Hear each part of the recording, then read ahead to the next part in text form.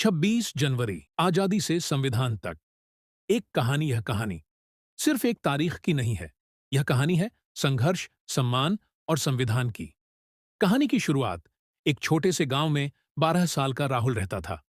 हर साल 26 जनवरी को स्कूल में झंडा फहराया जाता था, मिठाई मिलती थी, भाषण होते थे। लेकिन राहुल के मन में एक सवाल था। 15 अगस्त तो आजादी का दिन है, फिर 26 जनवरी क्यों मनाते हैं? उसने यह सवाल अपने दादाजी से पूछा।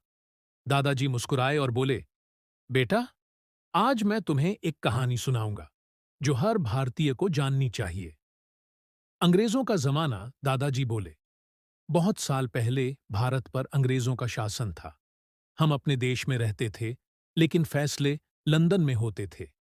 हमें बोलने की आजादी नहीं थी, बराबरी नहीं थी, अपने अधिकार नहीं थे। अगर कोई आवाज उठाता तो जेल भेज दिया जाता। 26 जनवरी 1930 पहली चिंगारी। दादाजी ने कहा, बेटा, 26 जनवरी 1930 को भारत के नेताओं ने एक बड़ा फैसला लिया।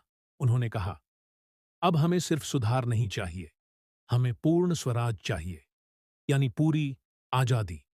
उस दिन पूरे देश में पहली बार 26 जनवरी को स्वतंत्रता दिवस की तरह मनाया गया। हालांकि देश आजाद नहीं हुआ था, लेकिन इरादे आजाद हो चुके थे। आजादी मिली, लेकिन सवाल बाकी था। 1947 में भारत आजाद हो गया। लेकिन दादाजी बोले, बेटा, आजादी मिलना एक बात है और आजादी को सही दिशा देना दूसरी बात। अब सवाल था, देश कैसे चलेगा? कानून कौन बनाएगा? गरीब अमीर, ऊंच नीच में बराबरी कैसे होगी? संविधान बनाने की शुरुआत इसके लिए एक संविधान सभा बनाई गई। इसके अध्यक्ष बने डॉक्टर भीमराव अंबेडकर। उन्होंने कहा, देश तभी मजबूत होगा जब हर नागरिक को बराबरी मिलेगी। करीब 2 साल 11 महीने 18 दिन दिन रात मेहनत हुई। लोग बहस करते थे, कानून लिखे जाते थे, हर वर्ग का ख्याल रखा जाता था। संविधान बना, भारत तैयार। आखिरकार 26 जनवरी 1950 को भारत का संविधान लागू हुआ और उसी दिन भारत बना गणराज्य, रिपब्लिक। अब देश किसी राजा या अंग्रेज के कानून से नहीं, अपने संविधान से चलेगा। 26 जनवरी क्यों चुना गया? राहुल ने पूछा। दादाजी, संविधान किसी और दिन भी लागू हो सकता था, फिर 26 जनवरी ही क्यों? दादाजी बोले, क्योंकि 26 जनवरी 1930 आजादी के संकल्प का दिन था। उसी भावना को सम्मान देने के लिए 26 जनवरी चुना गया। गणतंत्र दिवस का मतलब, गणतंत्र का मतलब होता है जनता का शासन। नेता जनता चुनती है, कानून सबके लिए बराबर होता है, कोई बड़ा छोटा नहीं।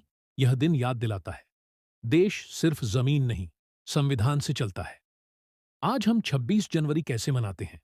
तिरंगा फहराते हैं, परेड होती है, वीर सैनिकों को सम्मान मिलता है, बच्चे देशभक्ति गीत गाते हैं। लेकिन असली सम्मान तब है जब हम संविधान का पालन करें, सबको बराबरी दें, ईमानदारी से देश का काम करें। कहानी का अंत, सीख। दादाजी ने राहुल से कहा, बेटा, 26 जनवरी सिर्फ छुट्टी नहीं, यह जिम्मेदारी का दिन है। राहुल ने झंडे को देखा और मन ही मन कहा, मैं एक अच्छा नागरिक बनूंगा। अंतिम संदेश, 26 जनवरी हमें सिखाता है, अधिकार के साथ कर्तव्य, आजादी के साथ जिम्मेदारी, बराबरी के साथ सम्मान।